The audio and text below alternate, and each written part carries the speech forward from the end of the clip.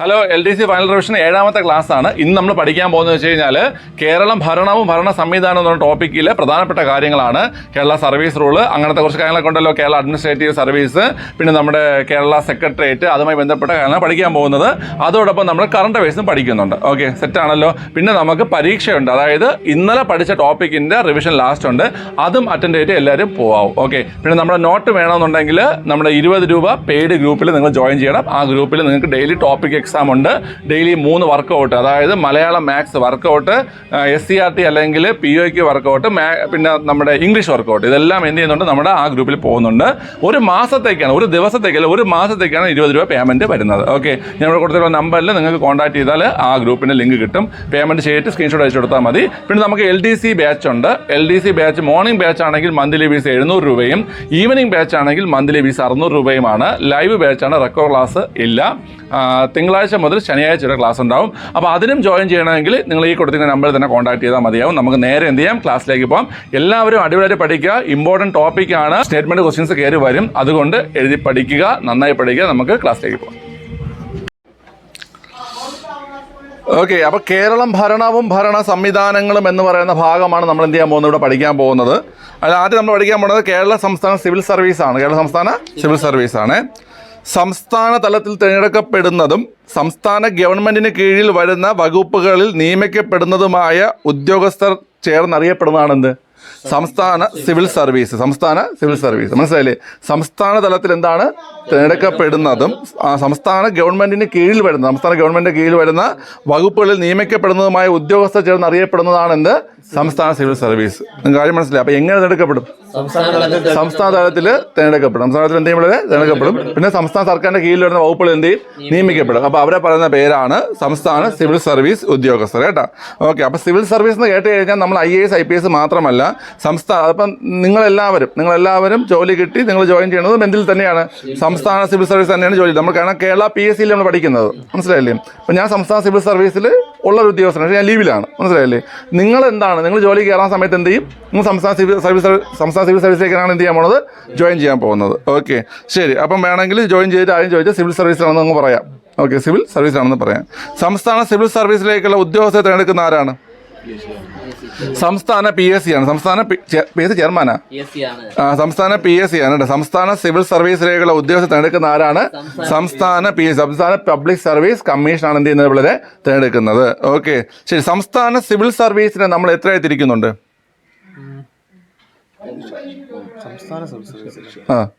സംസ്ഥാന സിവിൽ സർവീസിനെ നമ്മൾ രണ്ടായി തിരിക്കുന്നുണ്ട്. ഒന്ന് സ്റ്റേറ്റ് സർവീസ് ഗസറ്റഡ് പോസ്റ്റ്. എന്താണ് സ്റ്റേറ്റ് സർവീസ് ഗസറ്റഡ് പോസ്റ്റ്? എന്താണ് സ്റ്റേറ്റ് സർവീസ് ഗസറ്റഡ് പോസ്റ്റ്? അതിലാണ് ക്ലാസ് 1 ക്ലാസ് 2 ജീവനക്കാർ വരുന്നത്. ക്ലാസ് 1 ക്ലാസ് 2 ജീവനക്കാർ വരുന്നത്. അടുത്ത് രണ്ടാമത്തെ കാറ്റഗറി എന്ന് വെച്ച് കഴിഞ്ഞാൽ subordinate service non gazetted post. എന്താണ് subordinate service non gazetted post? അതിൽ വരുന്ന ഏതൊക്കെയായിരിക്കും? ക്ലാസ് 3 ക്ലാസ് 4 ജീവനക്കാർ. മനസ്സിലായല്ലോ? അപ്പോൾ സംസ്ഥാന സിവിൽ സർവീസിന് എത്രയായി തരംതിരിക്കുന്നുണ്ട്? രണ്ടായി തരംതിരിക്കുന്നുണ്ട്. ഒന്നാമത്തെ എന്താണ്? State service gazetted post. State service gazetted post. അതിൽ എന്തൊക്കെ വരും? ക്ലാസ് 1 ക്ലാസ് 2 ജീവനക്കാർ വരും. രണ്ടാമത്തത് subordinate service non gazetted post. Subordinate service non gazetted post. അതിൽ എന്തൊക്കെ വരും? ക്ലാസ് 3 ക്ലാസ് 4 ജീവനക്കാർ വരും. ഓക്കെ, ഇന്ത്യൻ ഭരണഘടന ആർട്ടിക്കിൾ 309 പ്രകാരം, ഭരണഘടന ആർട്ടിക്കിൾ 309 പ്രകാരം കേരള സിവിൽ സർവീസ് നിയമന സേവന വേതന ചട്ടങ്ങൾ നിർമ്മിക്കാനുള്ള അവകാശം കേരള ഗവൺമെന്റിനുണ്ട്. ആർക്കുണ്ട്? കേരള ഗവൺമെന്റിനുണ്ട്. അതായത് ആർട്ടിക്കിൾ 309 പ്രകാരം സംസ്ഥാന സർവീസിൽ നിയമങ്ങൾ നിർമ്മിക്കാനുള്ള അധികാരം ആർക്കുണ്ട്? ഗവൺമെന്റിനുണ്ട്, സംസ്ഥാന ഗവൺമെന്റിനുണ്ട്. മനസ്സിലായില്ല? അപ്പോൾ സംസ്ഥാന ഗവൺമെന്റുകൾക്ക് സംസ്ഥാന സർവീസുമായി ബന്ധപ്പെട്ട നിയമനം, വേതനം, അതിലെ ചട്ടങ്ങൾ, അതിലൊക്കെ നിയമങ്ങൾ നിർമ്മിക്കാൻ അധികാരം കൊടുക്കുന്ന ആർട്ടിക്കിൾ ഏതാണ്? 309 മനസ്സിലായോ? നിങ്ങൾക്ക് കാര്യം മനസ്സിലായ? അത് 309 പ്രകാരം സംസ്ഥാനങ്ങൾക്ക് എന്ത് ചെയ്യാം? ഈ പറഞ്ഞ കാര്യങ്ങൾ, ഇപ്പോൾ ഉദ്യോഗസ്ഥരുടെ നിയമനവുമായി ബന്ധപ്പെട്ട കാര്യങ്ങളിൽ, അവിടെ ശമ്പളവുമായി ബന്ധപ്പെട്ട കാര്യങ്ങളിലൊക്കെ എന്ത് ചെയ്യാൻ പറ്റും? നിയമങ്ങൾ നിർമ്മിക്കാൻ പറ്റും. ഓക്കെ, ഇടയ്ക്കൊന്ന് അങ്ങോട്ട് ചിരിക്കണേടാ. ഓക്കെ, കാരണം നിന്റെ ചിരി കാണാൻ കുറേ ആൾക്കാർ നോക്കിയില്ല. ഓക്കെ, സർക്കാർ സർവീസിലേക്കുള്ള നിയമനം, സേവന വ്യവസ്ഥകൾ എന്നിവ മുൻകാല പ്രാബല്യത്തിലോ ഉടൻ പ്രാബല്യത്തിലോ നടപ്പിലാക്കുന്നത് നിയന്ത്രിക്കുവാൻ ചട്ടങ്ങൾ രൂപീകരിക്കുന്നതിന് കേരള പബ്ലിക് സർവീസ് ആക്ട് 1968 എന്ന നിയമം 1968 സെപ്റ്റംബർ 17 മുതൽ കേരളത്തിൽ പ്രാബല്യത്തിൽ വന്നു. മനസ്സിലായ? അപ്പോൾ ഒന്നുകൂടെ പറഞ്ഞുതരാം. സർക്കാർ സർവീസിലേക്കുള്ള നിയമനം, സേവന വ്യവസ്ഥകൾ എന്നിവ മുൻകാല പ്രാബല്യത്തിലോ ഉടൻ പ്രാബല്യത്തിലോ നടപ്പിലാക്കുന്നത് നിയന്ത്രിക്കുവാൻ ചട്ടങ്ങൾ രൂപീകരിക്കുന്നതിന് കേരള പബ്ലിക് സർവീസ് ആക്ട്, എന്താണ് കേരള പബ്ലിക് സർവീസ് ആക്ട് 1968 എന്ന നിയമം 1968 സെപ്റ്റംബർ 17 മുതൽ കേരളത്തിൽ എന്ത് ചെയ്തു? പ്രാബല്യത്തിൽ വന്നു. മനസ്സിലായല്ലോ? അപ്പൊ പബ്ലിക് സർവീസ് ആക്ട് ഏത് വർഷം പിള്ളേരെ? 1968. നിലവിലുള്ള ഡേറ്റ് സെപ്റ്റംബർ 17, 1968 സെപ്റ്റംബർ 17. മനസ്സിലായില്ല? അപ്പൊ ഇതിൽ എന്താ പറയുന്നത്? സർക്കാർ സർവീസിലേക്കുള്ള നിയമനം, സേവന വ്യവസ്ഥകൾ എന്നിവ മുൻകാല പ്രാബല്യത്തിലോ ഉടൻ പ്രാബല്യത്തിലോ നടപ്പിലാക്കുന്നത് നിയന്ത്രിക്കുവാനാണ് എന്ത് ചെയ്തത്? ഏത് ആക്ട് കൊണ്ടുവന്നത്? കേരള പബ്ലിക് സർവീസ് ആക്ട് 1968 കൊണ്ടുവന്നത്. ആ ഡേറ്റ് ഓർത്തിരിക്കുക, സെപ്റ്റംബർ 17. ഓക്കെ. നിലവിലുള്ള സർവീസ് നിയമങ്ങൾക്കുള്ള ഭേദഗതികളും പുതുതായി രൂപീകരിക്കുന്ന സർവീസ് നിയമങ്ങളും ഈ ആക്ടിന്റെ പരിധിയിൽ വരുന്നു. മനസ്സിലായ? നിലവിലുള്ള സർവീസ് നിയമങ്ങൾക്കുള്ള ഭേദഗതികളും പുതുതായി രൂപീകരിക്കുന്ന സർവീസ് നിയമങ്ങളെല്ലാം ഏതിന്റെ പരിധിയിൽ വരും? ഈ ആക്ടിന്റെ കീഴിലേക്ക് വരും. മനസ്സിലായില്ലേ? ക്ലിയർ ആണല്ലോ? ശരി. അതായത് ഇതിൽ വരുന്ന ഭേദഗതികളും അതുപോലെ തന്നെ പുതുതായി വരുന്ന സർവീസ് നിയമങ്ങളെല്ലാം ഏത് ആക്ടിലാണ് വരുന്നത്? കേരള പബ്ലിക് സർവീസ് ആക്ട് 1968 എന്ത് ചെയ്യുന്നത്? വരുന്നത്. ഓക്കെ. ശരി. ഇവിടെ 2-3 ചോദ്യങ്ങളുണ്ട്. ചോദിക്കുകയാണ്, ഇന്ത്യൻ സിവിൽ സർവീസിന്റെ പിതാവ് ആരാണ്? ഇന്ത്യൻ സിവിൽ സർവീസിന്റെ പിതാവ് ആരാണ്? കോൺവാലിസ്. ആരാണ്? കോൺവാലിസ്. ഓൾ ഇന്ത്യ സർവീസിന്റെ പിതാവ് ആരാണ്? അഖിലേന്ത്യാ സർവീസിന്റെ പിതാവ് ആരാണ്? സർദാർ വല്ലഭായ് പട്ടേലാണ്. സിവിൽ സർവീസ് ദിനം ഏതാണ്?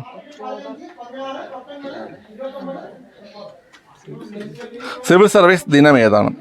ഞാനൊരു ക്ലൂ തരാം. റിഫ്ലക്ഷൻ ആർക്കാണ് കൂടുതൽ നോക്കാം. ദേശീയ ജലദിനം കഴിഞ്ഞിട്ട് 7 ദിവസം കഴിഞ്ഞിട്ടാണ്. April 21. Oh, you made it man. Okay, കണ്ട, ദേശീയ ജലദിനം ഏതാ? ഏപ്രിൽ 14. ഏപ്രിൽ 14 ദേശീയ ജലദിനം. മനസ്സിലായില്ലേ? ഏപ്രിൽ 14 ആടെ ജന്മദിനം, ജലദിനം. ജലദിനം ആചരിക്കുന്ന ആടെ ജന്മദിനോടെ ബി.ആർ. അംബേദ്കറുടെ ജന്മദിനമാണ്. അംബേദ്കറുടെ ജന്മദിനമാണ് എന്തിനാ ആചരിക്കുന്നത്? ജലദിനമായി ആചരിക്കുന്നത്. മനസ്സിലായ? ജലദിനം കഴിഞ്ഞിട്ട് 7 ദിവസം എന്ന് പറയുമ്പോൾ ഏപ്രിൽ 21. ഏപ്രിൽ 21 എന്ത്? സിവിൽ സർവീസ് ദിനം. എന്താണ്? സിവിൽ സർവീസ് ദിനം. ഓക്കെ. അടുത്ത ഇന്ത്യൻ ഫോറിൻ സർവീസ് ദിനം ഏതാണ്? ഫോറിൻ സർവീസ് ദിനം. വീണ്ടും റിഫ്ലക്ഷൻ ആക്കാണ് കണ്ടുപിടിക്കാൻ നോക്കാം. ചോദ്യം ശ്രദ്ധിച്ചോണേ. ലോക അധ്യാപക ദിനം കഴിഞ്ഞിട്ട് 4-ാം ദിവസം.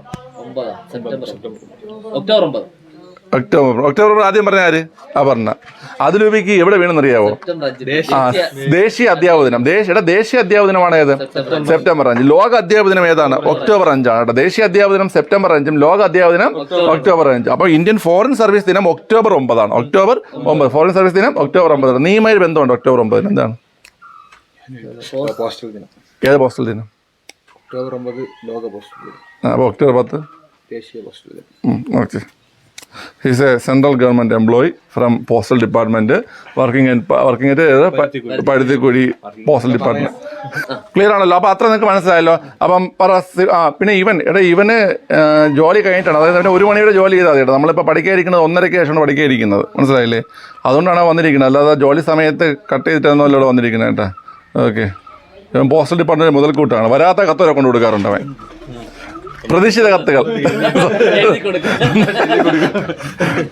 ഒരു പഴഞ്ചൊല്ല് സൗണ്ട് പശ എറിയുന്ന അല്ല ദിശ എറിയുന്ന പോസ്റ്റ്മാൻ പശ എറിയാതെ വായിക്കും. വല്ല വായിച്ചാടേ?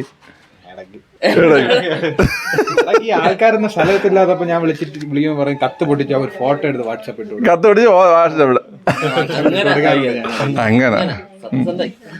ശരി. ഓക്കെ. ഷൂട്ട് ചെയ്തോ. പുതിയ പോസ്റ്റൽ നിയമപ്രകാരം നമുക്ക് കത്ത് പൊട്ടിക്കാല്ലേ? പുതിയ പോസ്റ്റൽ നിയമം വരും. ഓക്കെ. ശരി. നമുക്ക് അടുത്ത് പഠിക്കേണ്ടത് സർക്കാർ സെക്രട്ടേറിയറ്റിനെ കുറിച്ചാണ്. എന്താ പഠിക്കേണ്ടത്? സർക്കാർ സെക്രട്ടേറിയറ്റ്. മുഖ്യമന്ത്രിയുടെ നേതൃത്വത്തിലുള്ള മന്ത്രിസഭയിലെ എല്ലാ അംഗങ്ങളുടെയും ഓഫീസുകൾ. മനസ്സിലായോ? മുഖ്യമന്ത്രിയുടെ നേതൃത്വത്തിലുള്ള മന്ത്രിസഭയിലെ എല്ലാ അംഗങ്ങളുടെയും ഓഫീസുകൾ, ചീഫ് സെക്രട്ടറി, സെക്രട്ടേറിയറ്റ് വകുപ്പ് സെക്രട്ടറിമാർ എന്നിവർ ഉൾപ്പെടുന്ന സ്ഥാപനമാണ് സംസ്ഥാന സെക്രട്ടേറിയറ്റ്. മനസ്സിലായല്ലോ? അതായത് വേറെ ഒന്നുമില്ല, മുഖ്യമന്ത്രി, മന്ത്രിമാരുടെ ഓഫീസ്, പിന്നെ ചീഫ് സെക്രട്ടറി, പിന്നെ മറ്റ് വകുപ്പിലെ സെക്രട്ടറിമാർ, ഇവിടെ എല്ലാം ഓഫീസുകൾ എവിടെയാണ് വരുന്നത്? സെക്രട്ടേറിയറ്റിലാണ് വരുന്നത്. നിലവിലെ സെക്രട്ടേറിയറ്റ് വകുപ്പുകളുടെ എണ്ണം എത്രയെന്ന് അറിയാമോ? നിലവിലെ സെക്രട്ടേറിയറ്റ് വകുപ്പുകളുടെ എണ്ണം 44 എത്രയാണ്? 44. നിലവിലെ സെക്രട്ടേറിയറ്റ് വകുപ്പുകളുടെ എണ്ണം എത്രയാണ്? 44. സെക്രട്ടേറിയറ്റ് വകുപ്പുകളിൽ ധനകാര്യ നിയമ വകുപ്പുകൾ ഒഴികെയുള്ള 42 സെക്രട്ടേറിയറ്റ് ഡിപ്പാർട്ട്മെന്റുകൾ അറിയപ്പെടുന്ന പേരാണ് ഭരണവകുപ്പ്. ഏതാണ്?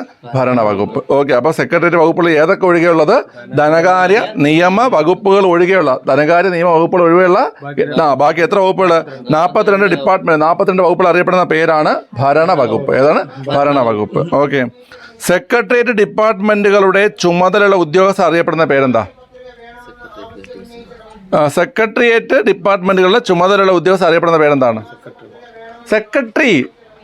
എന്ത് സൂപ്പറാടാ! അല്ല, സെക്രട്ടേറിയറ്റ് എന്ന് പറയുന്നത് സെക്രട്ടറിയാണ് ആൻസർ. സെക്രട്ടറി, മനസ്സിലായില്ലേ? സെക്രട്ടറി കേട്ടാ. അപ്പൊ സെക്രട്ടേറിയറ്റ് ഡിപ്പാർട്ട്മെന്റുകളുടെ ചുമതലയുള്ള ഉദ്യോഗസ്ഥർ അറിയപ്പെടുന്ന പേരാണ് സെക്രട്ടറിമാർ. എന്താണ്? സെക്രട്ടറിമാർ. ഓക്കെ, സെക്രട്ടേറിയറ്റ് ഡിപ്പാർട്ട്മെന്റുകളിൽ secretary, additional chief secretary, principal secretary, എന്തൊക്കെയാണ്? Secretary, additional chief secretary, principal secretary തുടങ്ങിയ പദവി വഹിക്കുന്ന ഉദ്യോഗസ്ഥർ ഏത് വിഭാഗത്തിൽ പെടുന്നവരാണ്? IAS. ഏതായിരിക്കും വളരെ? IAS ഉദ്യോഗസ്ഥരായിരിക്കും, IAS കേഡറായിരിക്കും കേട്ടോ. അപ്പം സെക്രട്ടേറിയറ്റ് ഡിപ്പാർട്ട്മെന്റുകളിൽ secretary, additional chief secretary, principal secretary ഈ തുടങ്ങിയ പദവി വഹിക്കുന്ന ഉദ്യോഗസ്ഥർ ഏത് വിഭാഗത്തിൽപ്പെടുന്നു? IAS കേഡർ വിഭാഗത്തിൽപ്പെടുന്നു. IAS കേഡർ എന്നാണ്, IAS കേഡർ കേട്ടോ, IAS കേഡർ. ഓക്കെ, അടുത്ത് ഭരണനിർവഹണത്തിന്റെ കാര്യക്ഷമത വർദ്ധിപ്പിക്കാനും സേവനങ്ങൾ സമയബന്ധിതമായി പൊതുജനങ്ങൾക്ക് ലഭ്യമാക്കാനും ഗവൺമെന്റ് സ്വീകരിക്കുന്ന നടപടികളാണ് ഭരണ നവീകരണം. എന്താണ്? ഭരണ നവീകരണം. ഓക്കെ, അപ്പോൾ ഒന്നുമില്ല, ഭരണനിർവഹണത്തിന്റെ കാര്യക്ഷമത വർദ്ധിപ്പിക്കാൻ. ഭരണം നിർവഹിക്കുന്ന വെച്ചാൽ ഭരണം നമ്മൾ ചെയ്യത്തില്ലേ, അതിന്റെ കാര്യക്ഷമത എന്താണ്? അതിന്റെ ഇംഗ്ലീഷ് നമ്മൾ പ്രൊഡക്ടിവിറ്റി എന്ന് പറയാൻ പറ്റുമോ അല്ലേ? കാര്യക്ഷമത ഇംഗ്ലീഷ് പ്രൊഡക്ടിവിറ്റി എന്ന് പറയാമല്ലോ. പറയാം. ഓക്കെ, ആയിക്കോട്ടെ.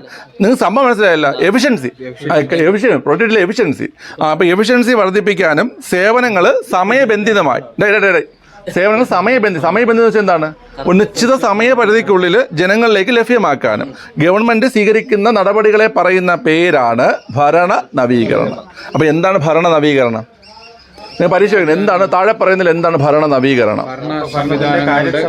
അതായത് ഭരണ സമ്പ്രദായത്തിന്റെ അല്ലെങ്കിൽ ഭരണ നിർവഹണത്തിന്റെ കാര്യക്ഷമത വർദ്ധിപ്പിക്കാനും സമയബന്ധിതമായി കാര്യങ്ങൾ ജനങ്ങളിലേക്ക് എത്തിക്കാനും വേണ്ടിയിട്ട് ഗവൺമെന്റ് സ്വീകരിക്കുന്ന നടപടികളെ പറയുന്ന പേരാണ് എന്താണ്? ഭരണ നവീകരണം. അപ്പൊ എത്ര മനസ്സിലായല്ലോ? അപ്പൊ എന്താണ് സർക്കാർ സെക്രട്ടേറിയറ്റ്? മന്ത്രിസഭയിലെ അംഗങ്ങൾ, മുഖ്യമന്ത്രിയുടെയും മന്ത്രിമാരുടെയും ഓഫീസുകളും ചീഫ് സെക്രട്ടറിയുടെയും മറ്റ് സെക്രട്ടറിമാരുടെയും ഓഫീസുകളും ഉൾപ്പെടുന്ന സ്ഥാപനത്തെയാണ് നമ്മൾ എന്ത് പറയുന്നത്? സെക്രട്ടേറിയറ്റ് എന്ന് പറയുന്നത്. നിലവിലെ സെക്രട്ടറി വകുപ്പുകളുടെ എണ്ണം എത്രയാണ്? 44. ഇതിൽ ഭരണ വകുപ്പുകൾ എന്ന് പറയുമ്പോൾ ഏതൊക്കെ? ധനകാര്യ നിയമം ഒഴികെയുള്ള വകുപ്പുകളാണ് എന്ന് പറയുന്നത് ഭരണ വകുപ്പുകൾ എന്ന് പറയുന്നത്. ഈ സെക്രട്ടേറിയറ്റ് ഡിപ്പാർട്ട്മെന്റുകളുടെ ചുമതല വഹിക്കുന്നത് ആരായിരിക്കും? സെക്രട്ടറിമാരായിരിക്കും. മനസ്സിലായില്ലേ? സെക്രട്ടറി ഡിപ്പാർട്ട്മെന്റിൽ secretary, additional chief secretary, principal secretary തുടങ്ങിയ പദവി വഹിക്കുന്ന ആരായിരിക്കും? IAS കേഡർ ആയിരിക്കും. പിന്നെ ലാസ്റ്റ് പറഞ്ഞ ഭരണ നവീകരണമാണ്. എന്താണ് ഭരണ നവീകരണം? ഭരണ നിർവഹണത്തിന്റെ കാര്യക്ഷമത വർദ്ധിപ്പിക്കുന്നതും സേവനങ്ങൾ സമയബന്ധിതമായി ജനങ്ങളിലേക്ക് എത്തിക്കാനും വേണ്ടിയിട്ട് സർക്കാർ സ്വീകരിക്കുന്ന നടപടികളെ പറയുന്ന പേരാണ് ഭരണ നവീകരണം. ഓക്കെ, അടുത്ത നമുക്ക് നോക്കാം സെക്രട്ടേറിയറ്റ് മാനുവൽ എന്താണെന്ന് നോക്കാം. Secretariat manual. Okay, secretariat manual സെക്രട്ടേറിയറ്റിലെ ഓഫീസ് നടപടി ക്രമങ്ങളെ കുറിച്ച് വിവരിക്കുന്ന മാർഗരേഖയാണ് ഏത്? മനസ്സിലായില്ലേ? സെക്രട്ടേറിയറ്റിലെ ഓഫീസ് നടപടി ക്രമങ്ങളെ കുറിച്ച് വിവരിക്കുന്ന മാർഗരേഖയാണ് സെക്രട്ടേറിയറ്റ് മാനുവൽ. സെക്രട്ടേറിയറ്റ് മാനുവൽ പുറത്തിറക്കിയ വർഷം അറിയോ?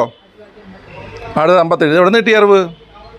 പഠിച്ചിട്ടുണ്ട്. 1957. താങ്കൾക്ക് അറിയായിരുന്നു? താങ്കൾക്ക്? എനിക്കറിഞ്ഞൂടല്ലോ. 1957. അപ്പോൾ സെക്രട്ടേറിയറ്റ് മാനുവൽ പുറത്തിറങ്ങിയ വർഷം ഏതാണ്? 57. ഏതൊക്കെ സംസ്ഥാനത്തിന്റെ ഓഫീസ് മാനുവൽ സംയോജിപ്പിച്ചാണ് കേരള സെക്രട്ടേറിയറ്റ് ഓഫീസ് മാനുവൽ തയ്യാറാക്കിയിരിക്കുന്നത്? അത് പറ. ഏതൊക്കെ സംസ്ഥാനത്തിന്റെ? അപ്പോൾ 57 സെക്രട്ടറി മാനുവൽ നിങ്ങൾ പറഞ്ഞു, വളരെ ശരിയാണ്. അപർണ പറഞ്ഞത് ശരിയാണ്. ഓക്കെ, എന്റെ ചോദ്യം ഏതൊക്കെ സംസ്ഥാനത്തിന്റെ ഓഫീസ് മാനുവൽ, ഏതൊക്കെ സംസ്ഥാനങ്ങളുടെ ഓഫീസ് മാനുവൽ സംയോജിപ്പിച്ചാണ് കേരള സംസ്ഥാന സർക്കാരിന്റെ സെക്രട്ടേറിയറ്റ് മാനുവൽ രൂപീകരിച്ചിരിക്കുന്നത്? കേരളത്തിന്റെ ഇല്ല, തെറ്റി. തമിഴ്നാടില്ല. ആന്ധ്രാപ്രദേശ്. ആന്ധ്രാപ്രദേശ്. നീ അടുത്ത് നീ മഹാരാഷ്ട്ര പറയും. പറഞ്ഞു നീ ജമ്മു കാശ്മീർ എത്തും. അതുകൊണ്ട് ഞാൻ എന്ത് ചെയ്യാം, ഞാനൊന്ന് ഇടപെടാം. പശ്ചിമ ബംഗാളാ? ആന്ധ്ര ബംഗാൾ പറഞ്ഞത്. അവിടെയും ചുവപ്പ് ഇവിടെയും ചുവപ്പ് ആയതുകൊണ്ടാണ്. അവിടെ ചുവപ്പായിരുന്നല്ലോ. ഇവിടെ ഒന്നുമില്ല. നീ ഇവിടെ കേരളത്തിന് മുമ്പ് ഇവിടെ സംസ്ഥാനം ഉണ്ടായിരുന്ന ഇവിടെ ഇല്ല. ആഴ്ച പഠിച്ചത് ഇല്ലായിരുന്നടാ. തിരുക്കൊച്ചി. പിന്നെ ഏതുണ്ടായിരുന്നു? മദ്രാസ്. തിരുക്കൊച്ചി സംസ്ഥാനത്തിന്റെയും മദ്രാസ് സംസ്ഥാനത്തിന്റെയും. ഏതൊക്കെയാണ്? തിരുക്കൊച്ചി സംസ്ഥാനത്തിന്റെയും മദ്രാസ് സംസ്ഥാനത്തിന്റെയും. മനസ്സിലായ? അപ്പൊ ഏതൊക്കെ സംസ്ഥാനത്തിന്റെ ഓഫീസ് മാനുവൽ സംയോജിപ്പിച്ചിട്ടാണ്? തിരുക്കൊച്ചി സംസ്ഥാനത്തിന്റെയും മദ്രാസ് സംസ്ഥാനത്തിന്റെയും. അപ്പൊ തിരുക്കൊച്ചി സംസ്ഥാനത്തിന്റെയും മദ്രാസ് സംസ്ഥാനത്തിന്റെയും മാനുവൽ സംയോജിപ്പിച്ചിട്ടാണ്, ഓഫീസ് മാനുവൽ സംയോജിപ്പിച്ചിട്ടാണ് നമ്മുടെ സെക്രട്ടറി മാനുവൽ രൂപീകരിച്ചിരിക്കുന്നത്. അപ്പൊ എന്താണ് സെക്രട്ടറി മാനുവൽ എന്ന് വെച്ച് കഴിഞ്ഞാൽ, സെക്രട്ടേറിയറ്റിലെ ഓഫീസ് നടപടിക്രമങ്ങളെ കുറിച്ച് വിവരിക്കുന്ന മാർഗരേഖയാണ് സെക്രട്ടേറിയറ്റ് മാനുവൽ. സെക്രട്ടറി മാനുവൽ പുറത്തിറക്കിയ വർഷം ഏതാണ്? 1957. ഏതൊക്കെ സംസ്ഥാനത്തിന്റെ ഓഫീസ് മാനുവൽ സംയോജിപ്പിച്ചാണ് കേരള സെക്രട്ടേറിയറ്റ് ഓഫീസ് മാനുവൽ? തിരുക്കൊച്ചിയുടെയും മദ്രാസിന്റെയും. ഓക്കെ, ഇത്ര മനസ്സിലായ പിള്ളേരെ? ഓക്കെ, അപ്പൊ ഇത്ര ഞാൻ ചോദിക്കാൻ പോവുകയാണ്. പടി.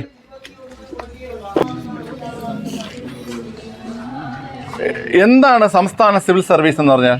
സംസ്ഥാന തലത്തിൽ തിരഞ്ഞെടുക്കപ്പെടുന്നതും സംസ്ഥാന സർക്കാരിന് കീഴിലുള്ള വകുപ്പുകളിൽ നിയമിക്കുന്നതുമായ ഉദ്യോഗസ്ഥരാണ്. സംസ്ഥാന തലത്തിൽ തിരഞ്ഞെടുക്കപ്പെടുന്നതും സംസ്ഥാന സർക്കാരിന്റെ കീഴിലെ വകുപ്പുകളിൽ നിയമിക്കപ്പെടുന്നതുമായ ഉദ്യോഗസ്ഥരെ പറയുന്ന പേരാണ് സംസ്ഥാന സിവിൽ സർവീസ് ഉദ്യോഗസ്ഥർ. ഓക്കെ, സംസ്ഥാന സിവിൽ സർവീസിലേക്ക് ഉദ്യോഗസ്ഥർ തിരഞ്ഞെടുക്കുന്ന ആരാ? PSC. ഏത് PSC? നമ്മുടെ ആണെങ്കിൽ സംസ്ഥാന PSC, സംസ്ഥാന പബ്ലിക് സർവീസ് കമ്മീഷൻ. ഓക്കെ, ഇവിടെ കേരള സംസ്ഥാന സിവിൽ സർവീസിന് എത്ര തിരിക്കുന്നു? 2 തിരിക്കുന്നു. ഒന്ന് ഏതാ? State service gazetted post. State service gazetted post. അതില് ക്ലാസ് 1 ക്ലാസ് 2 ക്ലാസ് 1 ക്ലാസ് 2 ജീവനക്കാര്. രണ്ട് subordinate service non gazetted post. Subordinate service non gazetted post. Okay, ശരി. അവിടെ ഈ സംസ്ഥാന സർവീസുമായി ബന്ധപ്പെട്ട കാര്യങ്ങളിൽ നിയമങ്ങൾ നിർമ്മിക്കാനുള്ള അധികാരം സംസ്ഥാന ഗവൺമെന്റുകൾക്ക് കൊടുക്കുന്ന ആർട്ടിക്കിൾ ഏതാ? 309. ഓക്കെ, ഈ കേരള പബ്ലിക് സർവീസ് ആക്ട് ഏത് വർഷം ഏത് തീയതി? അടുത്ത സെപ്റ്റംബർ 17. ഓക്കെ, ഇന്ത്യൻ സിവിൽ സർവീസിന്റെ പിതാവ് സിവിനെ കോൺവാസ്. ഓൾ ഇന്ത്യ സർവീസിന്റെ പിതാവാരാ? സർദാർ വല്ലഭായ് പട്ടേൽ. സിവിൽ സർവീസ് ദിനം ഏതാ? April 21. Okay, Indian foreign service ദിനം ഏതാ? ഒക്ടോബർ 9. എന്താണ് സംസ്ഥാന സെക്രട്ടേറിയറ്റ്? പാട്ട്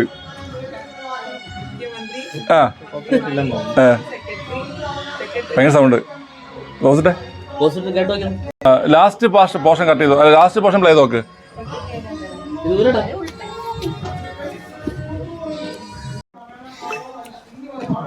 നിലവിലെ സെക്രട്ടേറിയറ്റ് വകുപ്പുകളുടെ എണ്ണം 44. സുമന, എന്താണ് ഭരണ വകുപ്പ് എന്ന് പറയുന്നത്?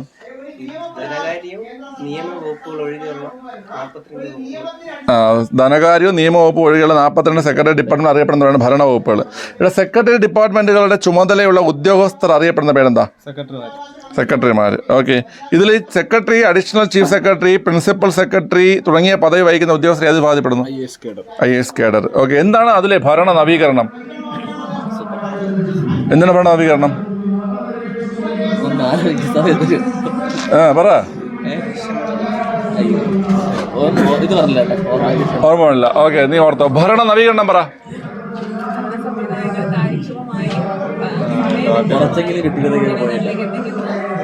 അത് തന്നെയാണ് ഭരണ സംവിധാനങ്ങളിൽ അല്ലെങ്കിൽ ഭരണ നിർവഹണത്തിലെ കാര്യക്ഷമത വർദ്ധിപ്പിക്കാനും സമയബന്ധിതമായി ജനങ്ങളിലേക്ക് എന്തെത്തിക്കാനും സേവനം എത്തിക്കാനും വേണ്ടിയിട്ട് ഗവൺമെന്റ് നടപ്പിലാക്കുന്ന പരിപാടികളെ പറയുന്ന പേരാണ് ഭരണ നവീകരണം. മനസ്സിലായ?